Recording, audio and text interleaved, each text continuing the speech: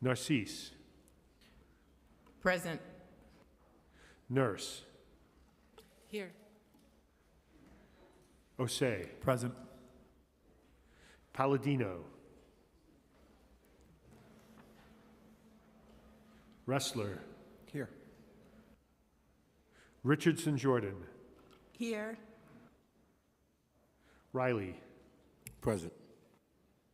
Rivera. Here. Salamanca. Present. Sanchez. Present. Schulman. Here. Stevens. Here. Ung. Present. Velasquez. Present. Vernikoff.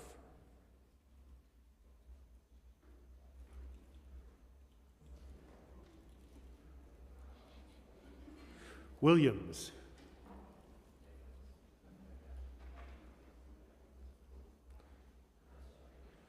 Juan. Present. Yeager. Here. Borelli.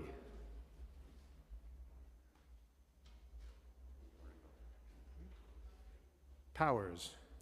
Present.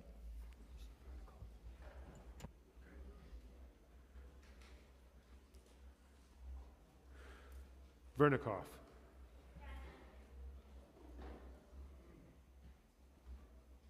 Speaker Adams. Present. Thank you. We'll now have today's invocation delivered by Reverend Dr. Charles Oliver Galbraith, the senior pastor of Alliance Tabernacle, which is located at 3304 Clarendon Road in Brooklyn.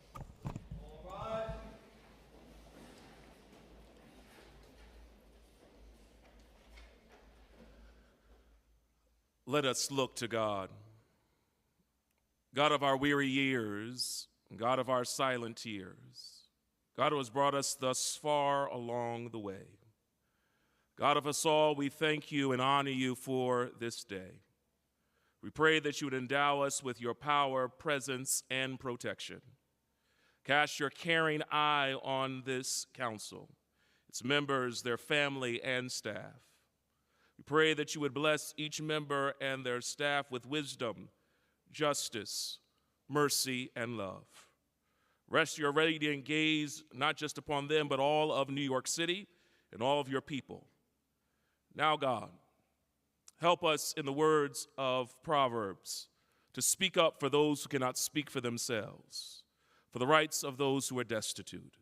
Help us to speak up and to judge fairly, to defend the rights of the poor and the needy. Help us, in the words of Dr. King, to not merely be thermometers that record the ideas and principles of popular opinion, but rather thermostats that transform the mores of society. God, please remind us that our budgets are moral documents.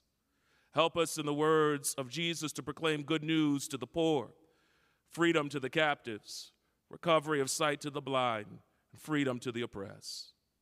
God, while our city faces challenges, we also know that the challenges may be great, but God is also great. Where there is sickness, would there be a healing? Where there is violence, would you show up as the Prince of Peace? Where there is financial uncertainty, would you show up as a God who provides? And where those who are in need, would you show up as a rock in a weary land? We pray, God, that you would anoint our heads with oil. We declare that our latter shall be greater than our past.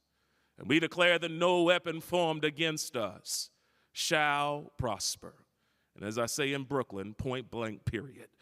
We lift this up in respect to all the various religious traditions and those who do not share religious traditions, but I personally pray this in Jesus' name, amen and amen.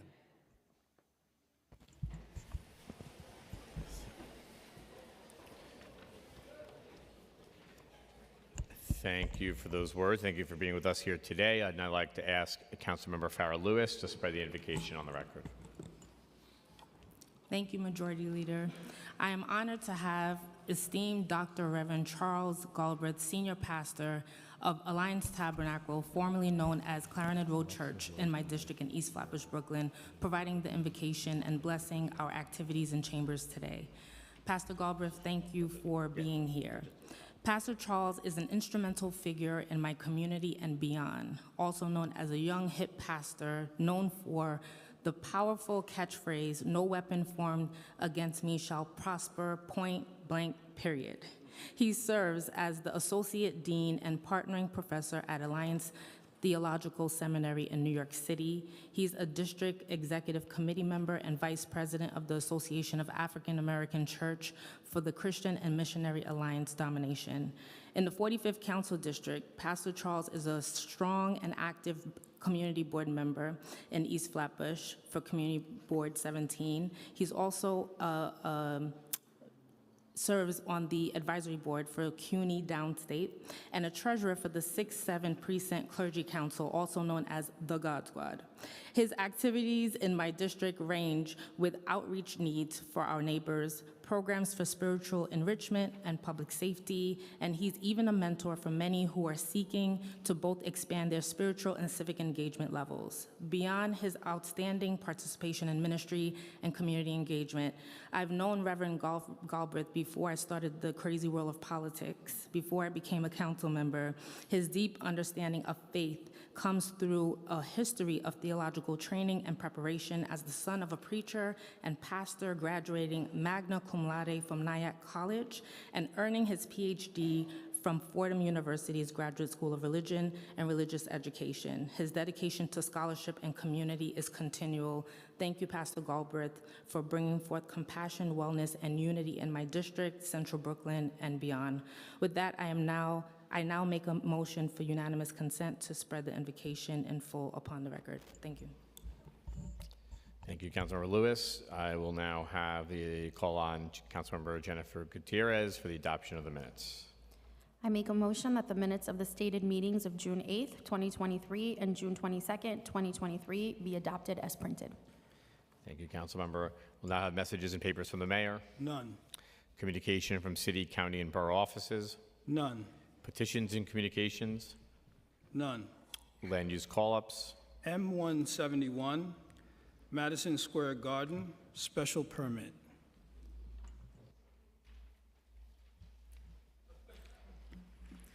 Coupled on call-up vote, I now ask that the clerk take a roll call vote on today's land use call-up items. Abreu. Salamanca. I request permission to vote on all items on today's agenda. Go ahead. Thank you. I vote aye on all items on today's agenda and vote to approve intros numbers 229A, 878A, 893A, and 894, notwithstanding the objections of the mayor. Thank you. Thank you. Mealy. I request permission to vote on all items on today's agenda. Go ahead. Thank you. I vote aye on all items on today's agenda and vote to approve introduction numbers 229A, 878A, 893A, 894A, notwithstanding the objections of the mayor. And I just want to thank my 41st Councilmanic District for re-electing me. And before I go, I just hope everyone don't let the summer heat blow your fuse. And I vote aye on all. Thank you. Thank you. Yeah. Abreu. Ariola. Aye. Aviles. I request permission to vote on all items on today's agenda.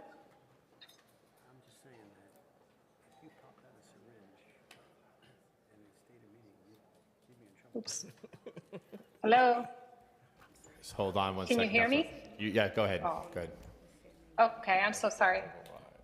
So I vote aye on all items on today's agenda and vote to approve introduction numbers to 229A, 878A, 893A, and 894A, notwithstanding the objections of the mayor. Thank you all.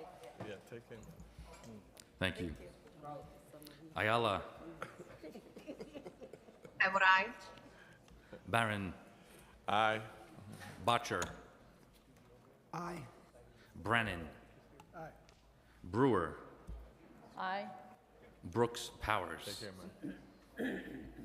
I request permission to vote on all items on today's agenda. Go ahead. I vote aye on all items on today's agenda and vote to approve introduction numbers 229A, 878A, 893A, and 894A, notwithstanding the objections of the mayor. I'd also like to say that I'm proud to be introducing legislation today to generate a yearly report on drownings and encourage my colleagues in the council to sign on. Thank you. Thank you. Caban. Aye. Carr. Aye. De La Rosa. Aye. Dinowitz. Aye. Fares. I vote aye on all. Feliz. Aye. Gennaro. Aye. Gutierrez. Aye. Hanif. Aye. Hanks. Holden. Aye. Hudson. Aye. Joseph. Aye. Kagan. Aye. Krishnan. Aye. Lee. Aye. Lewis. Aye. Marte.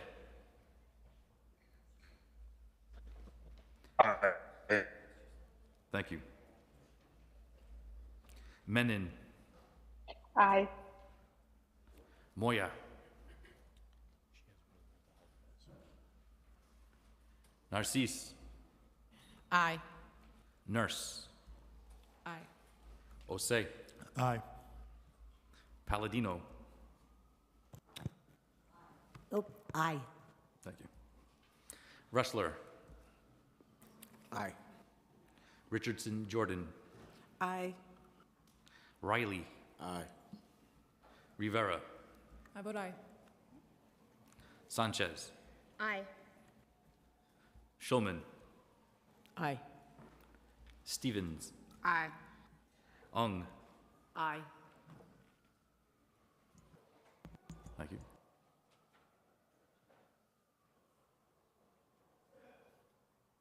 Velasquez.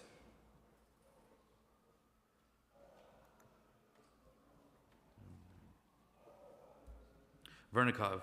Aye. Williams. Aye. Juan. Aye. Yeager. Aye. Borelli. Powers. I vote aye. Speaker Adams. I vote aye.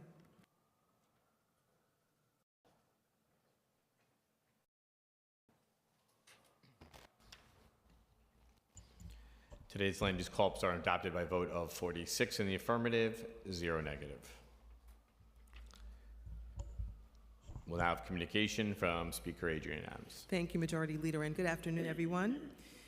Before we begin, I want to take a moment to remember the lives of New Yorkers who died while on the job over these past few weeks. We are mourning the death of 38-year-old Michael Rodriguez, a city worker in my district who was killed in a car accident involving a drunk driver last week. He worked for the Department of Environmental Protection as a sewer maintenance worker, and our city was made better by his dedicated public service. Our city also lost 35-year-old Bassam Khatib, a deli owner from Staten Island, who was killed during an attempted robbery in his store. Our thoughts are with their families and loved ones. Earlier this month, we lost 14-year-old Waleed, who tragically died on the shores of Rockaway Beach. The pain of losing a child is heart-wrenching, and we're saddened by his loss, and we are praying for his family during this difficult time. As the summer continues, I want to remind all New Yorkers and visitors to please take precautions and to swim in our city's beaches only when a lifeguard is present. It is incumbent upon us as a city to provide more free swimming lessons for New Yorkers, and especially for our children, so that everyone can access this life-saving skill. I'm glad that we are taking steps to improve access as a city. Over last weekend, a series of senseless shootings in Southeast Queens and Brooklyn has shaken our communities. Our entire city is grieving the loss of 86-year-old Sheikh Hamoud Sayeedi, who was killed while walking in his neighborhood of Richmond Hill. 3 other neighbors were injured by this deplorable act of violence, and our hearts are with their families as well. While I personally didn't have the honor of knowing Hamoud, what I have learned is that he was a caring family man who loved his community. Hamoud was a father of 6 children, 30 grandchildren, and 31 great-grandchildren. He was a pillar in the Yemeni community. While his loss will stay with us forever, his life and legacy will never, ever be forgotten. I met Hamoud's family earlier this week at a vigil in his memory hosted by our Queensborough president. The family, I believe, is joining us today. We salute the Hamoud family, and we are heartily sorry for your loss. Please accept our prayers for your beloved Sheikh Hamoud Sayeedi.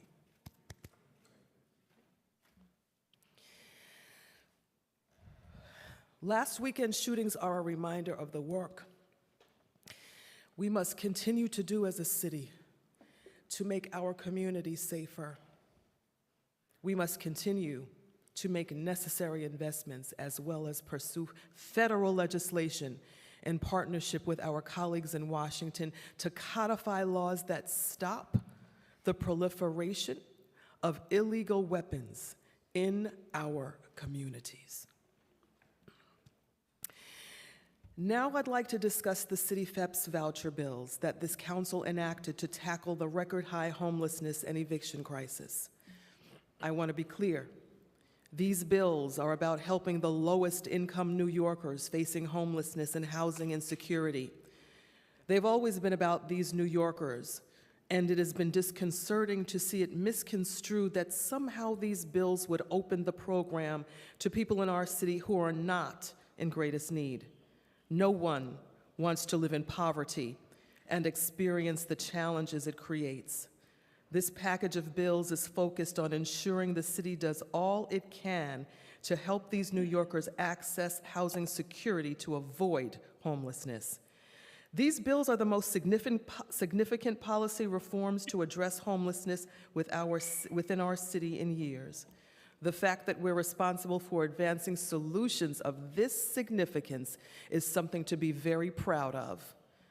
There are over 50,000 long-term New Yorkers in our shelter system, creating record levels.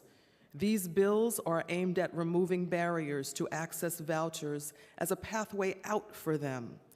We know that other barriers remain and must be a focus of our collective efforts to address, whether it's source of income discrimination or building and preserving more housing. This council has been committed to advancing these efforts together with the administration, and even in the face of challenges, we must continue that pursuit. New York City is also in the midst of an intense eviction crisis that risks putting more New Yorkers into homelessness. Over the last 18 months and since the state eviction moratorium expired, there have been over 178,000 eviction notices filed in the city of New York. These bills are also aimed at removing barriers faced by the lowest income of these New Yorkers to accessing vouchers that can help them avoid losing their homes and becoming unhoused. The claim that using vouchers to prevent evictions would create more competition for voucher holders in shelters is absolutely incorrect. Every New Yorker at the lowest income levels that we can help avoid eviction through the use of City FEP's vouchers is another crisis averted and another person we've prevented from entering the shelter system in the first place. In fact, this proactive approach stops forcing people into shelters by making them eligible for vouchers and relieves the added competition for those seeking housing with vouchers in a limited housing supply. There is no need to pit lowest income New Yorkers who are facing homelessness and housing insecurity against one another. Now let's talk about the costs. Too often, government fails to account for the comprehensive cost that results from harmful outcomes to its constituents, and homelessness is no different. The impacts of slipping into homelessness for a family or individual are immense.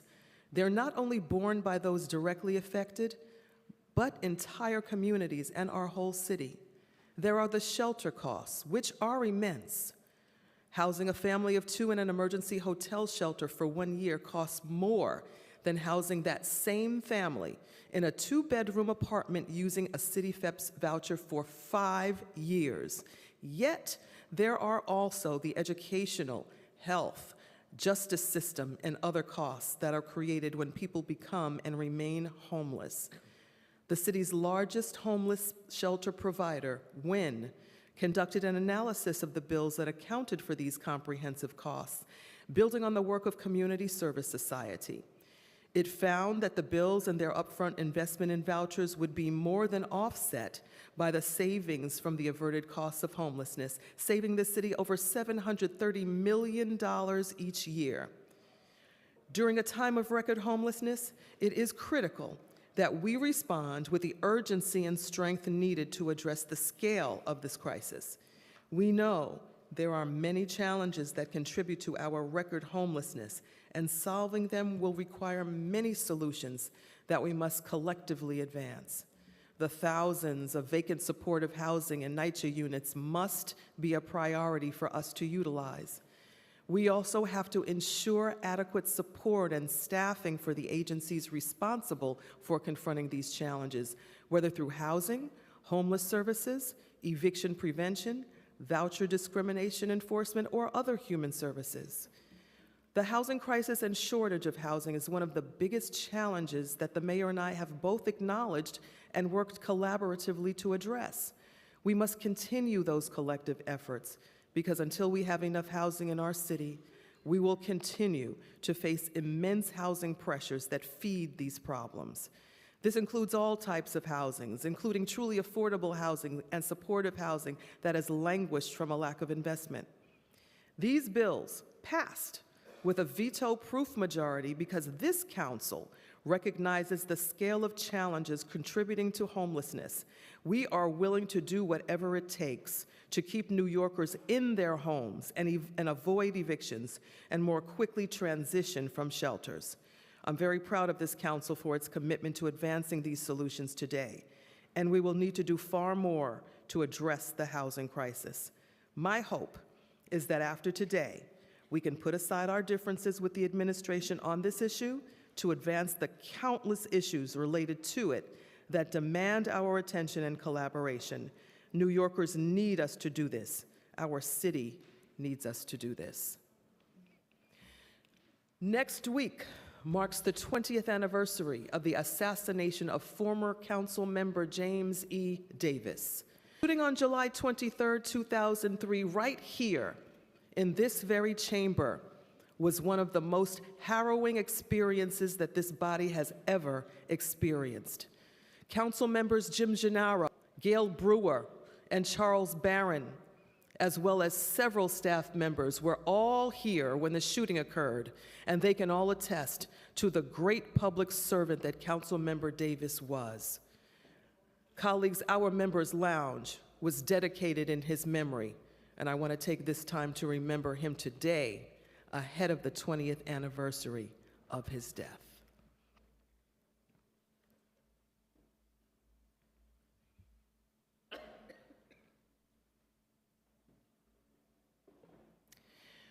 July is Disability Pride Month, a time when we celebrate and uplift the history, contributions, and experiences of New Yorkers with disabilities. This month commemorates the signing of the Americans with Disabilities Act, the historic legislation that promotes inclusivity and accessibility in our country. This council has prioritized legislation and efforts to support people with disabilities in our city, and we will continue to strengthen and expand those policies. 2 weeks ago, more than 1 million Muslim New Yorkers celebrated Eid al-Adha. This holiday is a time to reflect on the importance of values like community, compassion, and charity. I hope everyone who celebrated had a joyful, peaceful, and blessed holiday. Eid Mubarak. There are several other holidays of importance that I want to recognize this month. Monday was Bahamas Independence Day. This year marks the 50th anniversary of Bahamas' independence from Great Britain, so please join me in celebrating our city's Bahamian community. July 20th is Colombian Independence Day. Our city is home to a large Colombian community that has contributed so much to our communities. I hope our Colombian community here in New York City has a happy and safe celebration. July 26th is Tish B'Av, a day of fasting, prayer, and reflection observed by our Jewish communities. Although this is a somber day that highlights the destruction of temples and tragedies inflicted on Jewish people throughout history, it also serves as a reminder that we must come together to protect and uplift each other in this city. Next, please join me in wishing a very happy early birthday to Council members Rita Joseph, Tiffany Caban, and Minority Leader Joe Borelli.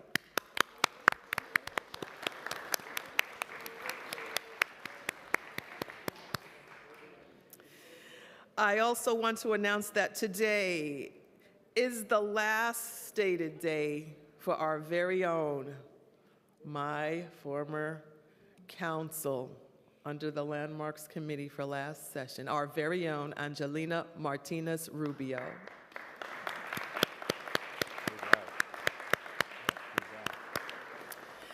Deputy General Counsel of the Planning and Land Use Division. During her time in the council, Angelina served as counsel to the Subcommittee on Zoning and Franchises and the subcommittee, my former committee, the Subcommittee on Landmarks, Dispositions, and Public Sightings. She advised myself and other council members on numerous projects throughout the 5 boroughs, including the citywide text amendments for open restaurants, the Soho NoHo rezoning, Innovation Queens, and so many others. After 5 years of outstanding work in the council, Angelina will be moving on to a new opportunity in public service, and we wish her all the best.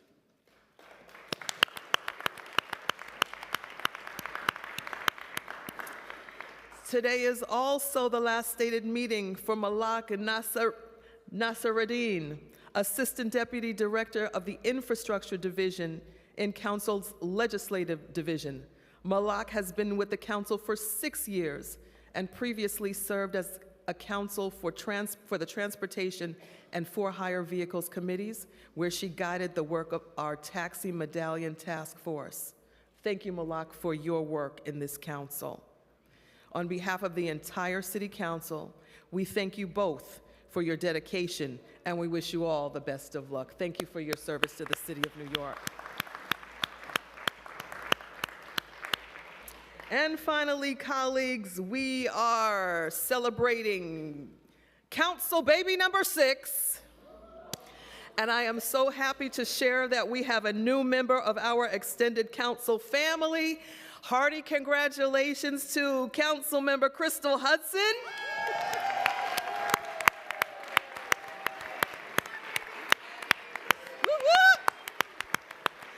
And her family on the birth of their beautiful baby daughter. Congratulations, Crystal and Sasha. Now we can move on to our stated agenda. First, we'll vote on the following land use items.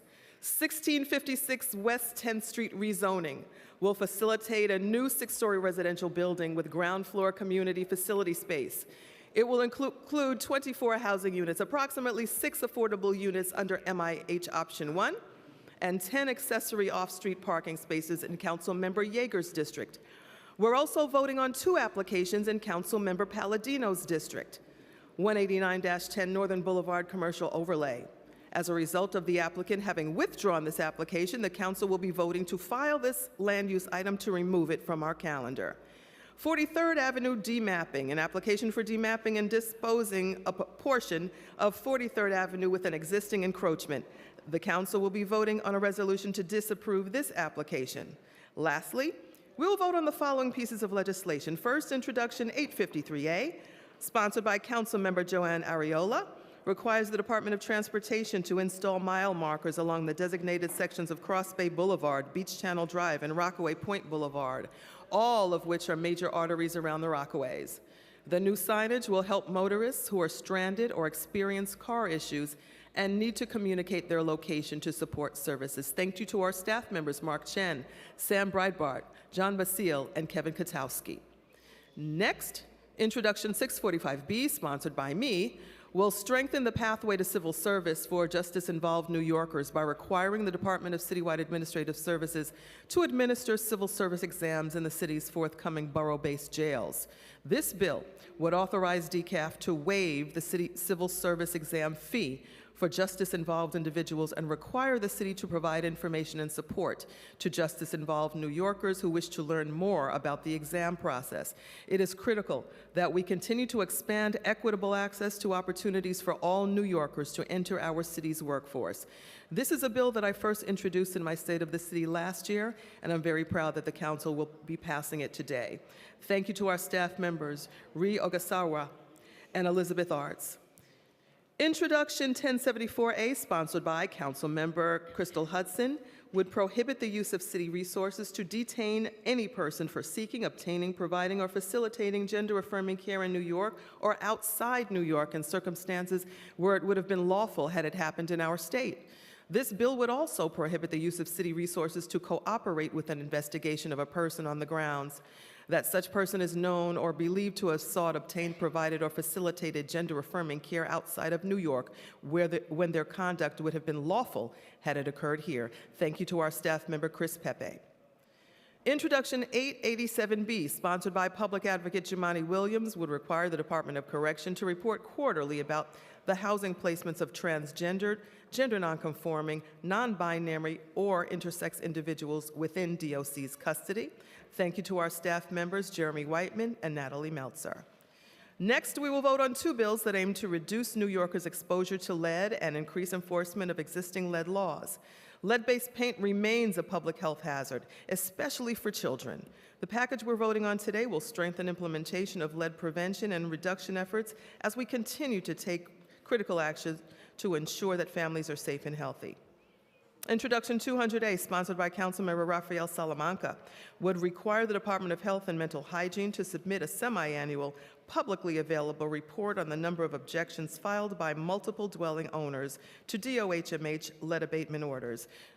The report would be required to specify the reasons why any objections are found to have merit, including faulty testing or paint sampling, or an exemption based on the dwelling construction date. Thank you to our staff member, once again, Chris Pepe and Sandra Suker.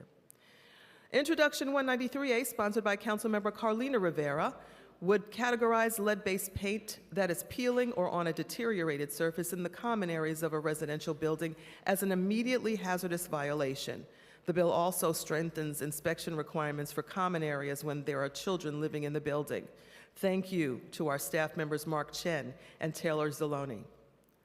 Next, we will vote on some of the legislative actions that are part of the Council's mental health roadmap envisioned by Mental Health Committee Chair Linda Lee. Chair Lee, Majority Leader Keith Powers, Councilmember Bottcher, and I released this roadmap with advocates last year to improve mental health outcomes in our city. It focuses on addressing existing challenges in the city's mental health care landscape and strengthening the infrastructure and investments in evidence-based solutions at the community level. Last month, we passed several of the legislative items from the roadmap, and today, we're voting on the rest of the proposals in the roadmap. We look forward to continuing this work in partnership with service providers, advocates, community members, and all stakeholders. I especially want to thank Chair Lee for her leadership in moving this roadmap forward. Introduction 1021A, sponsored by Majority Leader Keith Powers, would require the mayor to establish 4 new crisis respite centers in the city to provide individuals with mental illness with better access to community-based, peer-run facilities that are alternatives to emergency hospitalization. Introduction 1022A, sponsored by Councilmember Kevin Riley, would require the mayor to establish 5 new clubhouses for individuals with serious mental illness. The clubhouse model emphasizes community and provides wraparound services and opportunities for social connection, including group activities, peer support, job readiness skills, and transitional employment opportunities. And lastly, we're voting on 2 bills sponsored by the architect of the Mental Health Roadmap, Mental Health, Disabilities, and Addiction Committee Chair Linda Lee. Introduction 1018A would require the Office of Community Mental Health, in conjunction with the New York Police Department, New York City Fire Department, and other relevant agencies, to provide a publicly accessible annual report to the Council on the Mayor's involuntary removals and transport directive. Information shall include the number of and legal basis for the removals conducted, the number of 911 calls that resulted in removals, information on the locations of removals and where individuals are transported, and demographic information of those removed and transported. Introduction 1019A would require OCMH to maintain access to an interactive map of the locations, contact information, and payment information, including insurance accepted of mental health service provided. Thank you to our staff members, Sarah Suker and Christy Dwyer. Lastly, we will vote on the veto override for our City FEPS voucher legislation. Introduction 229A, sponsored by Councilmember Tiffany Caban, allows for full utilization of the full cost of City FEPS vouchers by prohibiting the Department of Social Services from deducting a utility allowance from the maximum amount of a voucher except in limited circumstances. Second, Introduction 229A, sponsored by Councilmember Tiffany Caban, would prohibit the Department of Social Services from deducting a utility allowance from the maximum amount of a City FEPS voucher except in limited circumstances. Finally, Introduction 893A, sponsored by Councilmember Pirina Sanchez, removes certain Department of Social Services criteria that determine eligibility for City FEPS and gives New Yorkers the ability to demonstrate risk of eviction by presenting a rent demand letter. Introduction 894A, also sponsored by Councilmember Sanchez, changes the eligibility for a City FEPS voucher from 200% of the federal poverty level to 50% of the area median income, and eases work and source of income requirements that make it difficult for New Yorkers to pursue employment and housing at the same time. Thank you very much to our staff members, David Romero and Aminta Kilawan. Thank you very much for your attention, and now I will turn it back over to our Majority Leader. Thank you, Speaker Adams. We're now going to move into discussion of general orders. We will begin with Councilmember Rivera, followed by Councilmember Riley. Thank you so much. Good afternoon. Today we will vote on a piece of legislation that I am glad to have sponsored. Introduction 193 will create an immediately hazardous violation for the existence of lead-based paint in any common area of a multiple dwelling where a child under the age of 6 resides, if such paint is peeling or is on a deteriorated subsurface. New York City has some of the strongest laws and programs designed to address the ongoing crisis of lead exposure, but without adequate enforcement and comprehensive regulations, our communities are quite literally being left in the dust. Despite decades of significant advances and the fact that childhood lead poisoning is completely preventable, too many children are still exposed to lead and progress has plateaued. Building common areas allow neighbors to gather and interact, promoting community, support systems, and a sense of belonging, and by addressing lead exposure risk in common areas, we move one step closer to a more healthy New York City. It is well documented that lead can cause long-term, irreversible negative health impacts and can reduce a child's learning capacity and academic achievement. According to city data in 2021, 2,557 New York City children under 6 years of age were identified with dangerous blood lead levels, and 81% of children under 6 identified with dangerously high blood levels are Asian, Black, or Latino. 88% of children with elevated blood lead levels reside in moderate to high poverty neighborhoods, and as of March 2023, 45% of all lead-related court cases in New York City were in the Bronx. This legislation builds on decades of progress, and we know there is more work to do. I thank the Cooper Square Committee, the Lead Dust Free NYC Coalition, and the New York City Coalition to End Lead Poisoning, among so many other groups who worked with my office to craft this bill, my team, committee staff, and all who are committed to ensuring a future free of lead. Thank you. Thank you. We'll now hear from Councilmember Riley, followed by Councilmember Caban. Thank you, Majority Leader. Now more than ever, we must eliminate the stigma on mental illness and expand access to holistic care for those grappling with mental health challenges. Supportive resources are crucial to New Yorkers in need. Understanding we are facing challenges across city agency and staffing, new models of supportive peer care are crucial to covering those in need. The Council is committed to addressing our city's mental health crisis and by expanding resources and support to uplift New Yorkers coping with serious mental health illnesses. With the passing of my legislation, Intro 1022A, our city will establish 5 new clubhouses, safe havens that provide wraparound services for individuals facing serious mental illnesses. We will expand access to these services by widening the scope to treat disorders, included but not limited to schizophrenia, mood disorders such as bipolar or major depressive disorders, anxiety disorders, or PTSD. This bill makes pathways for interagency connection with service providers such as Department of Health and Mental Hygiene and the Mayor's Office of Community Health. As a strong advocate for mental wellness, I am proud to partner with my colleagues in government, community-based organizations, and advocacy groups to strengthen our city's commitment to addressing our city's mental health crisis. Thank you to our speaker, Chair Lee, my colleagues who co-sponsor this legislation, and all the advocates and stakeholders for making this effort to pass Intro 1022A today. Thank you. Thank you. We'll now go to Councilmember Caban, followed by Councilmember Palladino. Thank you. First, thank you to all of the advocates who made this possible again. And I want to also begin by saying how proud I am to stand with my colleagues, Deputy Speaker Ayala, Chair Sanchez, and of course, Speaker Adams. As I said before, Madam Speaker, your rock-solid, unwavering leadership on this issue will be felt by many struggling families throughout the 5 boroughs. And today's show of strength could not have happened without your backbone, your commitment, and your refusal to be bullied.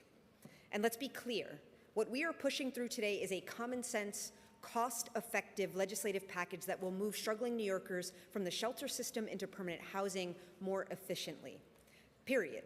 And any claims that it is fiscally imprudent or logistically impractical are at best flagrant errors and at worst outright lies.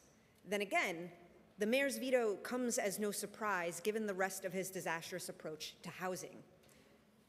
Imposing annual rent hikes via his hand-picked board, starving the Department of Housing Preservation and Development of staff through repeated budget cuts, including $43 million in FY24's adopted budget when compared to last year's modified budget, forcing New Yorkers facing eviction to represent themselves in court by allocating less than 5% of what the right to counsel providers say they desperately need, forcibly removing thousands of our homeless neighbors only to place a grand total of 3 in permanent housing. Not 3,000, not 300, not 3 dozen, just 3. The mayor's so-called city of yes appears to be a city of yes to big real estate and a big fat no to working class and low-income New Yorkers. And so today, Mr. Mayor, not this time. With our vote, the members of the People's Elected Council are putting our foot down. So thank you. Thank you. We'll now hear from Councilmember Palladino, followed by Councilmember Sanchez. Good afternoon, everybody. Demapping this site on 43rd Avenue between 222nd Street and 223rd Street would have a negative impact on our community. The existing retaining wall encroaches on public land, undermines the design, obstructs pedestrian access, and conflicts with the current conditions of the neighborhood. The property owner should rebuild a wall within his own property lines, consistent with the character of the community, instead of seeking to legalize an unlawful encroachment. Privatizing public land for 2 homeowners to benefit should not take precedence over our neighborhood's well-being.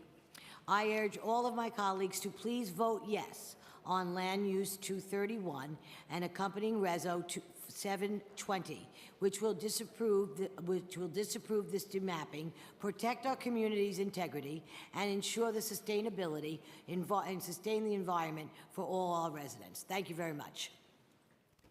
Thank you. We'll now hear from Councilmember Sanchez, followed by Councilmember Lee. Thank you so much, Majority Leader. Good afternoon. I am so incredibly proud of this moment for our City Council. Thank you so much for your steadfast leadership, Speaker, and to our Deputy Speaker, Councilmember Caban, and everyone who will stand with us today in affirmatively voting for this package of HEP's voucher reforms. I just thank you from the bottom of my heart. This package of legislation represents comprehensive solutions to help people stay in their homes while providing those in shelter a stronger pathway to secure permanent housing. And, one thing that I have struggled with in terms of the reporting and the conversation and all of the discussion that there has been over the past weeks is the human element of what we are doing here today. So let me tell you about Maria, a mother of 4 who lives in my district, who works while her children are in school and while she has childcare, but at the end of the month cannot make ends meet and has a structural issue with being able to afford the community that raised her and where she is attempting to raise her children. That is who 893 helps. Isabel is a senior on fixed income. She just retired. She earns $800 per month from Social Security, and at the end of the month, she struggles to pay that $1,200 per month. By the way, $1,200 per month in a rent-stabilized unit is much less expensive than a new voucher that you would get, a new apartment that you would get after being evicted, after being in shelter, and finally becoming eligible after months in shelter. And finally, the kids at IS 206. In my district, I represent some of the highest percentages of schools, some of the schools with the highest percentage of children who are living in temporary housing. So to those amazing, vibrant, resilient, happy children who go to IS 206 after commuting from a shelter in Queens to get to school, this is for them. Thank you so much for standing with these families. This package of legislation is the right thing to do, and I'm thankful. Thank you. We'll now hear from Councilmember Lee, followed by Councilmember Barron. Good afternoon, Madam Speaker, Majority Leader, and colleagues. As Chair of the Mental Health, Disabilities, and Addictions Committee, I'm proud that today the City Council will vote to pass 4 pieces of legislation that are part of the Mental Health Roadmap, including 2 of my own. Intro 1018A will require the Mayor's Office of Community Mental Health to provide an annual report to the Council with information regarding the Mayor's Involuntary Transport Directive. And I love data. I think it's important for us to collect that data and know what it is so that we can pivot, see where we can make improvements, and also have that information necessary to address any further issues. This roadmap recognizes the need to limit the decades-long intersection between mental health care and the criminal justice system, and Intro 1018A ensures that the Council provides crucial oversight to deliver community-based services to individuals in need of mental health treatment. The second bill, Intro 1019A, will require OCMH to create and maintain an interactive map of the locations, contact information, and payment information of mental health services providers included in New York City's mental health database. And as someone who ran social services and mental health programs, it is very confusing at times to figure out where to go to seek help and services. We are a resource-rich city, and it can be understandably confusing when navigating so many different government programs and entities.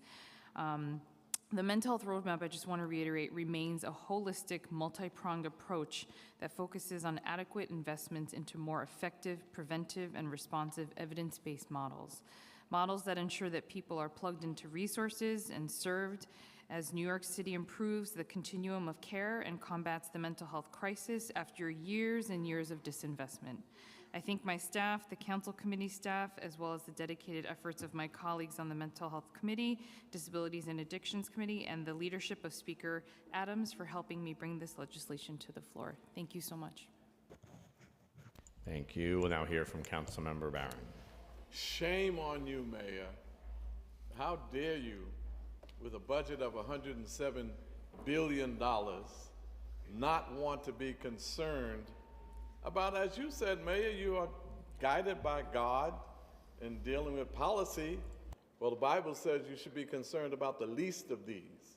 And God has always been on the side of the oppressed, on the side of those who are in most need. But not you, Mayor.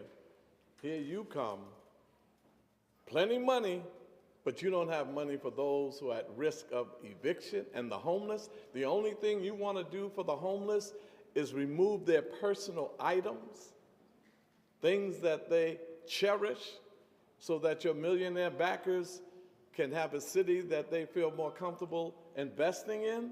Shame on you, Mayor. This is ridiculous that we got to override something that is so fundamentally basic to human rights, a place to live. You don't want to expand vouchers, rental assistance to those most in need. you know, but for the grace of God, there go you. One day you might be in this kind of need. And I hope there's a council around that'll remember what you've done to those who are in need most.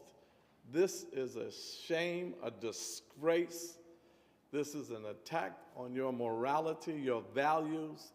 The Bible also said, where one's treasure is, so lies one's heart.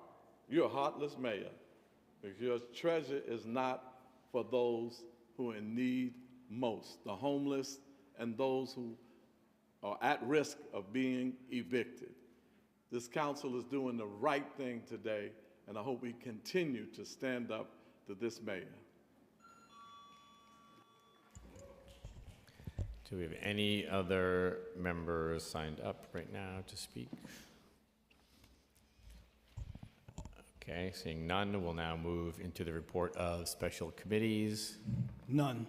Reports of standing committees. Report of the Committee on Civil Service and Labor, Intro 645B, Civil Service Exams and Department of Correction Facilities. Amended and coupled on general orders. Report of the Committee on Criminal Justice, Intro 887B, Gender Identity Reporting in Department of Correction Facilities. Amended and coupled on general orders.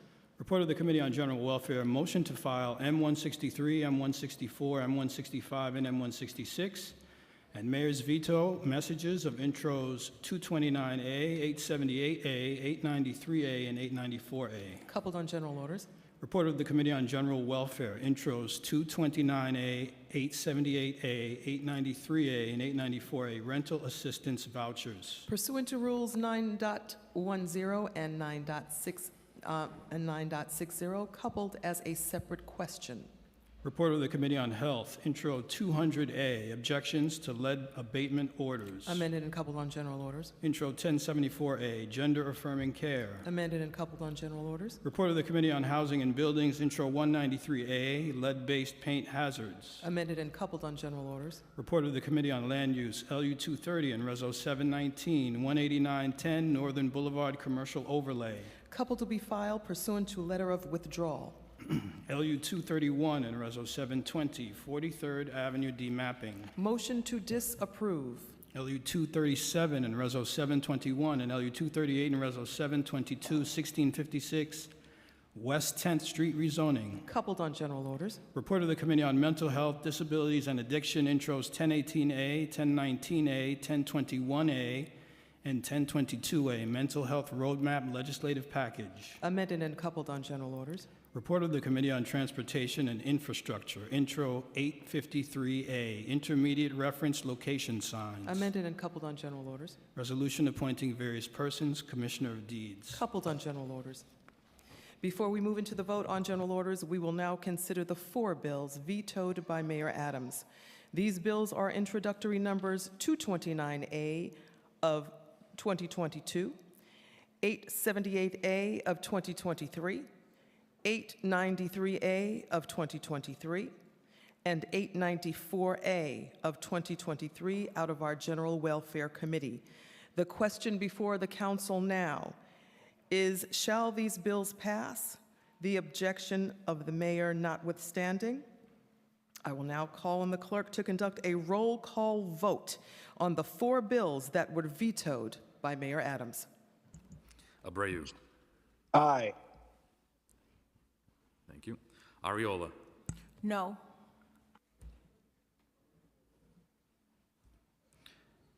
Ayala. I probably vote aye. Barron. Aye. Butcher. Aye. Brannan. Aye. Brewer. I vote aye, and I just want to say, as certainly thank you to the speaker, Councilmember Ayala, and others. I do think that some of those who are working in this field, like Christine Quinn and others, who are experts in how you keep people out of shelter, these are the folks who are supportive of these 4 bills. Obviously, the one that is mostly supported by the mayor and the city council is the 90-day rule. But the other 3 make sense.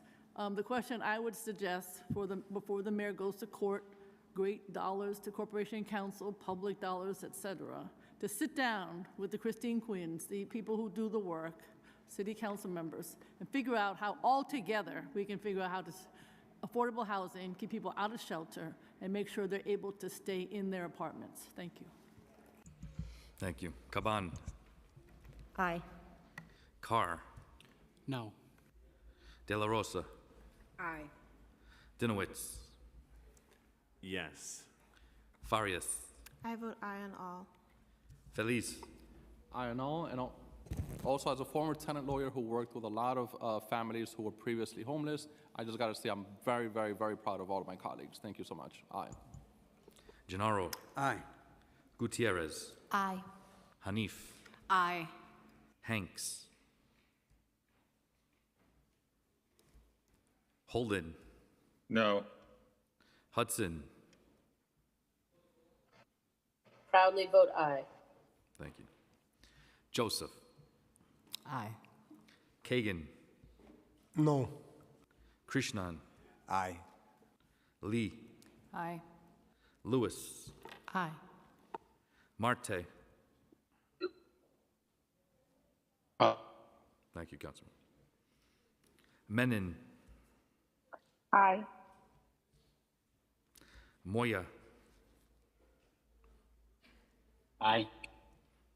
Thank you. Narcisse. Aye. Nurse. I happily vote aye. Thank you to all the colleagues and the coalition members who put so much time and energy into making this actual solutions package. Thank you so much. Osei. An emphatic aye, and thank you for your leadership, Speaker Adams, and all the advocates involved. Palladino. No. Wrestler. Proud to vote aye on this one, and I also want to express deep gratitude to the leadership in this council for overriding this veto, for pushing such a bold package that will actually deliver real housing solutions for homeless New Yorkers. So thank you to the Speaker, thank you to the Deputy Speaker, and to Councilmember Sanchez and Caban and the amazing coalition behind this. Thank you. Richardson Jordan. Aye. Riley. Aye. Rivera.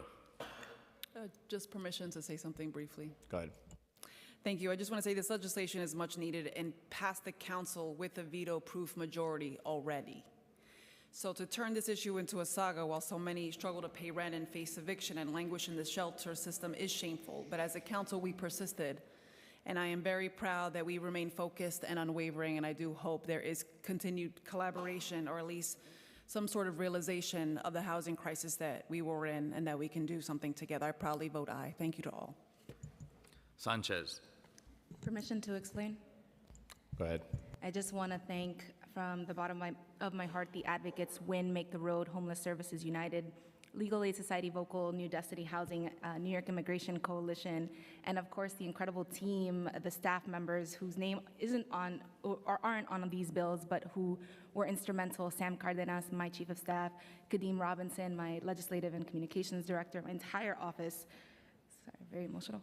Aminta, David Romero, Andrea Vasquez, Jeff Baker, Jeremy John, so many folks. And with that, Distrito 14, para todos los que han entrado y me han pedido apartamento, esto es para ustedes. District 14, for everyone who has come into the office in tears, asking me for help, this is for you. I vote aye. Thank you. Schulman. Aye. Stevens. Aye. Ong. Aye. Velasquez. Aye. Thank you. Vernikov. No and all. Williams. I vote aye. Juan. Aye. Yeager. No. Borelli. No. Powers. I vote aye. Speaker Adams. I just want to thank Deputy Speaker Ayala for truly bringing personal experience into every piece of this legislation. Many of us have family members who have been in the shelter situation. We can bring personal experience to this. This is a personal matter for many of us. The fact that we have to override a veto is incomprehensible to me. Deputy Speaker Ayala, I want to say thank you for always sharing your personal experience of living in shelter, of being a part of the population that we in this council are fighting with every fiber of our being to help in this moment. I proudly vote aye on all.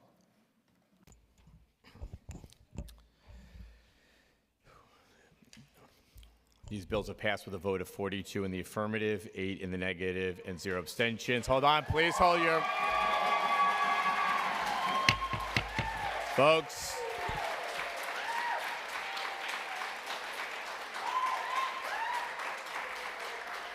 Please hold your applause.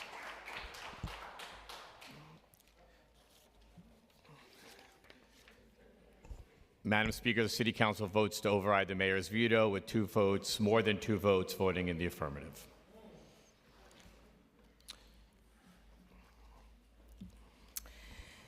Okay, we're going to move on. Thank you, Majority Leader Powers. I would now ask the clerk to take a roll call vote on all of the remaining items on today's general orders calendar. Abreu.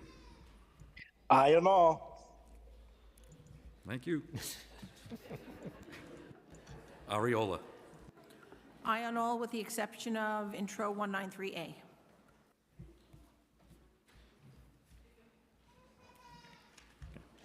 Ayala. I vote aye. Barron. I vote no on LU 237, the company Reso 2721. No on LU 238, company Reso 722, and aye on all the rest. Thank you. Botcher. Aye. Brennan. Aye. Brewer. Aye. Caban. Aye. Carr. No on introduction 193A and aye on the rest. De La Rosa. Aye. Dinowitz. Aye. Farias. I vote aye on all. Feliz. Aye. Gennaro. Aye. Gutierrez. Aye. Hanif. Aye. Hanks. Holden. Aye on all. Hudson.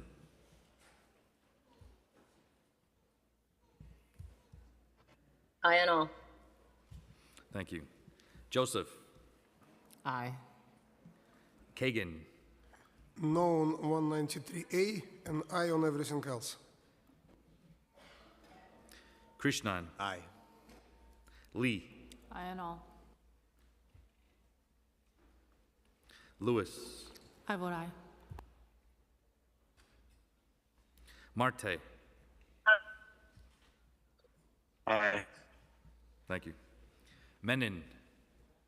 Aye on all. Thank you. Moya.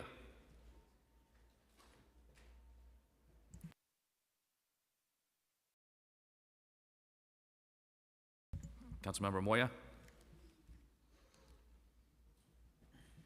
We'll come back. Narcisse. Aye.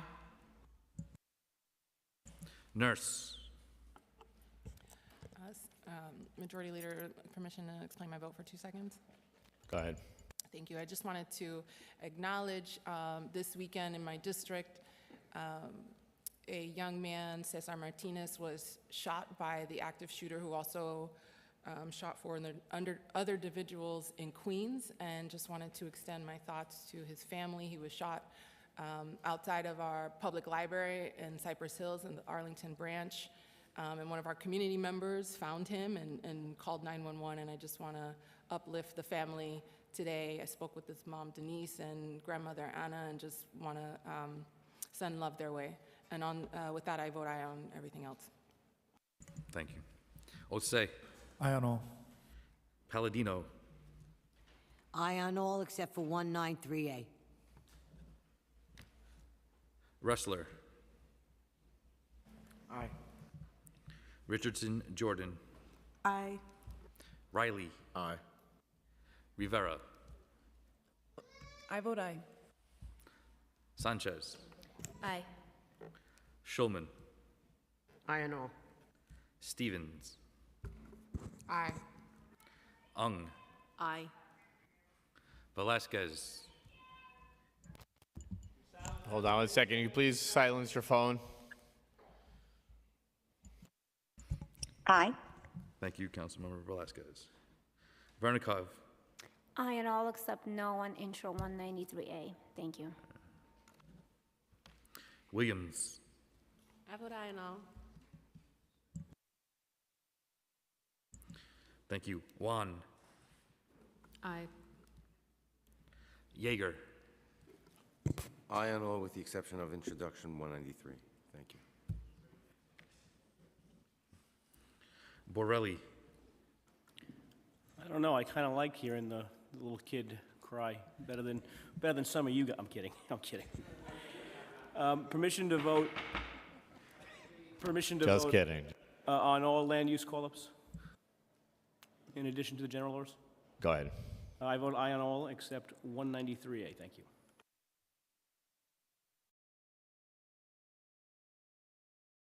Thank you. Powers. I vote aye.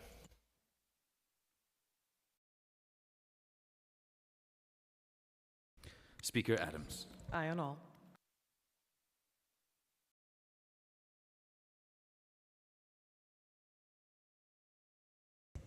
Councilmember Moya.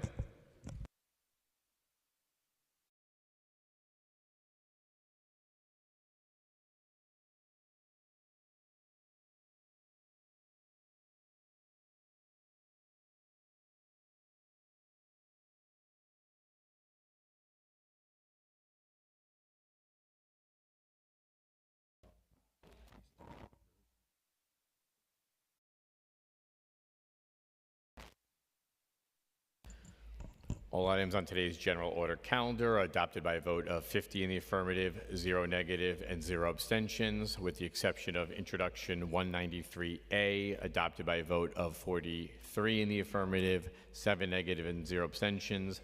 Land use item 237 and 238 and accompanying resolutions, adopted by a vote of 49 in the affirmative, 1 negative, and 0 abstentions, and a revised land use call-ups vote of 47 in the affirmative and 0 negative.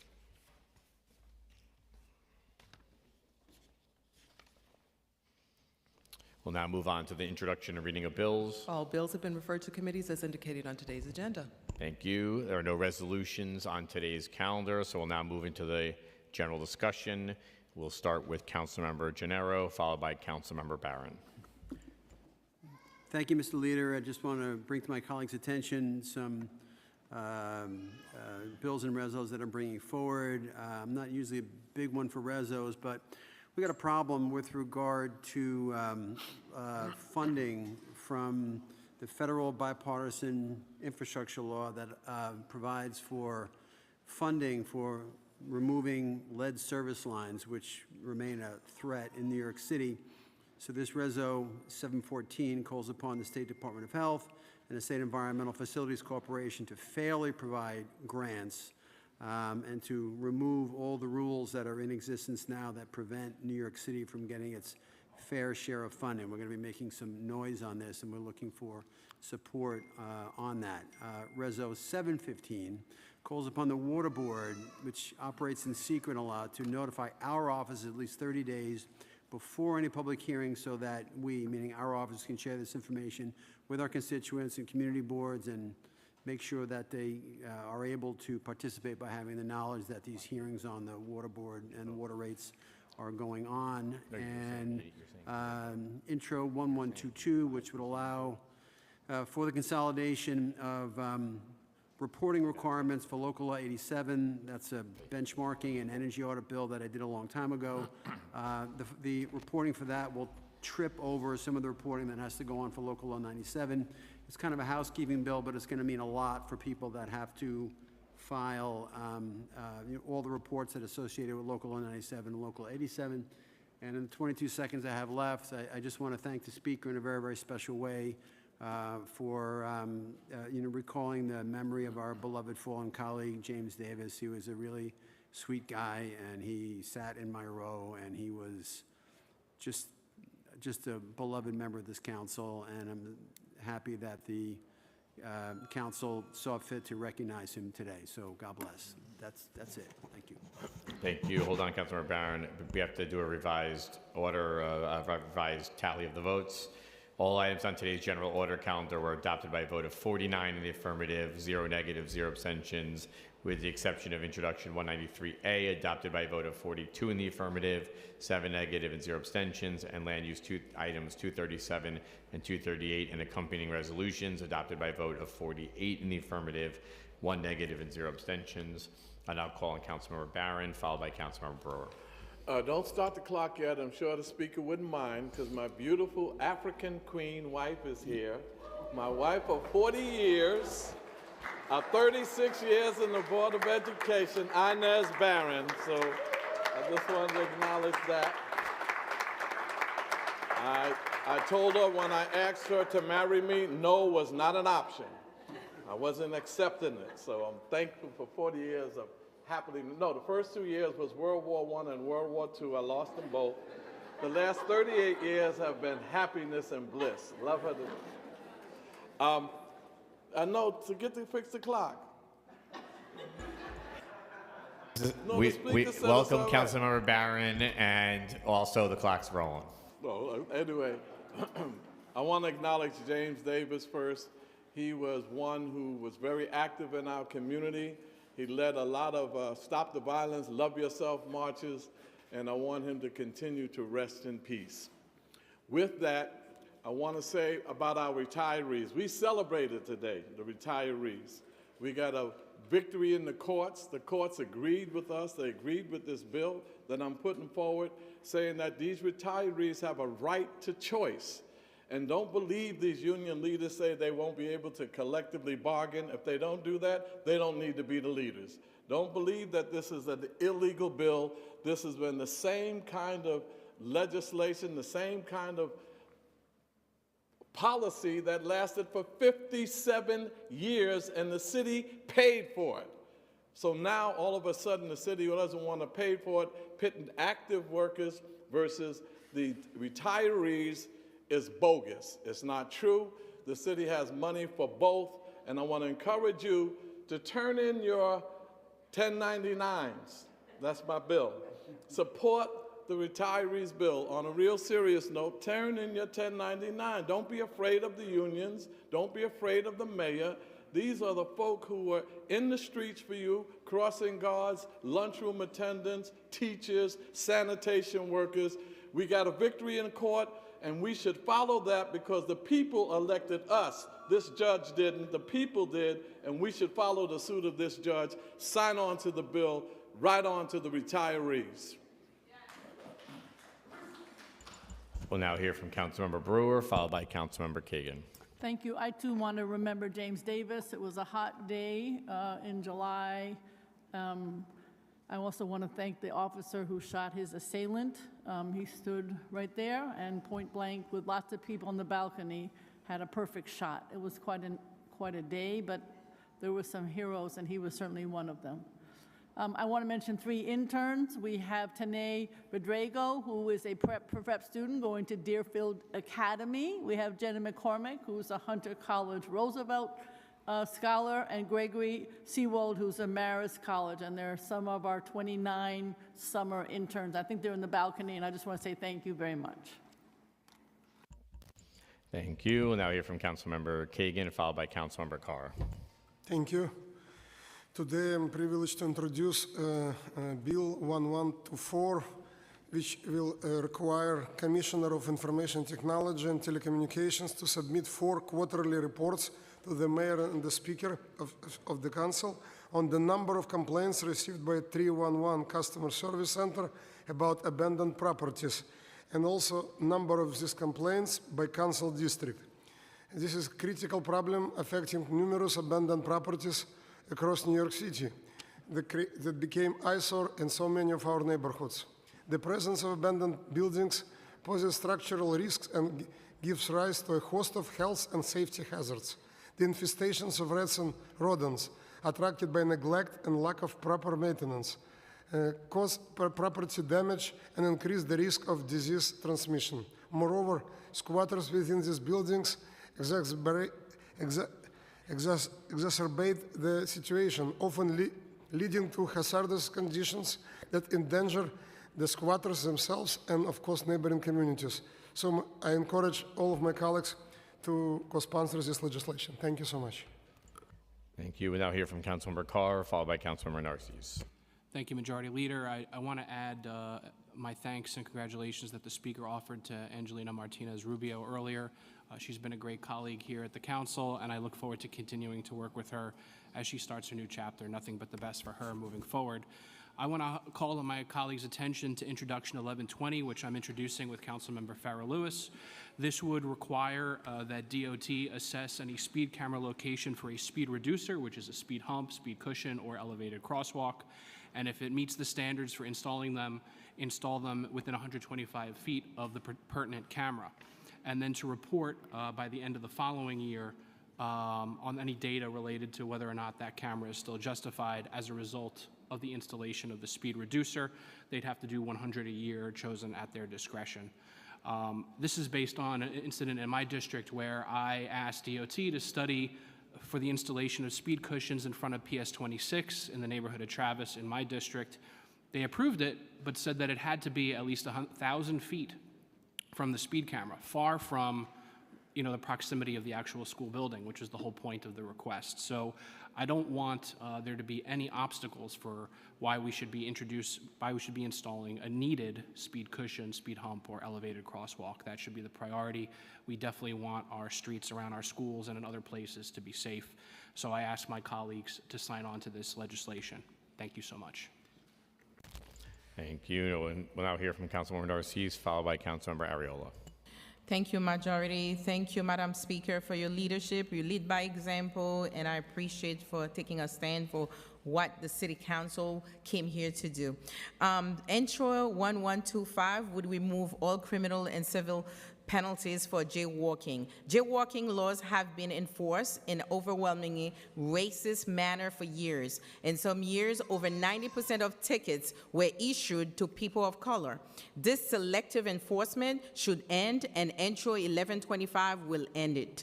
Let's face it, no one has ever said, thank God they cut that jaywalker, and we all do it. If we park our car across in the middle of the street, we do not go at the corner to cross. Police should focus their attention on violent criminals and enforcing laws that negatively affect the quality of life of New Yorkers, not playing crossing guard in only some parts of our city. I urge everyone to cross carefully. Of course, as a nurse, I want safety, and look both ways, yield to vehicles, and protect yourself while crossing. But let us remove this antiquated law, which does little to protect us and only contributes to racial bias in policing. So I want to bring attention to all my colleagues to help remove that. And of course, Intro 1127, 28, we still have to concern about air quality in our city of New York. And I say, Inez Barron, thank you for your leadership as I see you, and thank you so much. And have a nice, blessed, and safe drink water because it's hot and humid. Thank you. Thank you. We'll now hear from Councilmember Ariola. Thank you. So District 32 has had a number of very sad happenings in this month. We've had the loss of some young lives. Ava Conklin, who's 19, who was struck and killed tragically by a vehicle while waiting for her sister to get off a bus. We've had a number of drownings. My neighboring council member, Sylvina Brooks Powers, I urge you all to sign on to her bill, Intro 1119, as I will as well, We have a 14-year-old that lost their lives and a 19-year-old. These are both drownings who is hanging by a thread fighting for their life. In addition, we had a shooter who rode a scooter from Councilmember Nurse's district throughout my district and into Councilmember Williams' district. The family of Sheikh Hamoud Ali Saidi, I know you're here, I know you can hear me.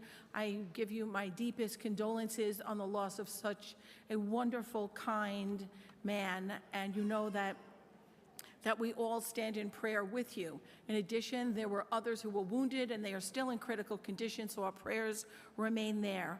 Finally, I'd like to just thank the NYPD for their swift capture of the alleged shooter, and he is in custody. Thank you. Thank you. Do we have anyone else signed up to speak on general discussion today? Okay, I'll now call. Me? Riley? Oh, sorry, There you go. Councilor Riley. Just real quick, just want to alert everyone that we have some youth entrepreneurs out there today. Oh, all right, I'll be quiet. My bad. Go ahead. Oh, I could do it? Thank you. We got some youth entrepreneurs out there today. Last year, Councilmember Stevens, Williams, Lewis, and myself advocated for $1 million to partner with partners uplifting our daughters and sons. Throughout the entire year, these youth entrepreneurs have been working hard. So I just encourage everybody in City Council who can hear my voice to please go out there and support these youth entrepreneurs because they've been working extremely hard. And that's it. Thank you. Thank you. We have Councilor Gutierrez. I'll be fast, y'all, but I just wanted to invite all of my colleagues and everyone to the council's first Colombian Independence event next week. Thank you to the speaker who's sponsoring. This is very exciting. As the council's first Colombian council member, y'all are welcome. Come celebrate with us. Thank you. Thank you. Seeing no one else, I'll now call on Speaker Adrian Adams to close today's stated meeting. Thank you, Majority Leader. The stated meeting of July 13, 2023 is hereby adjourned. All right.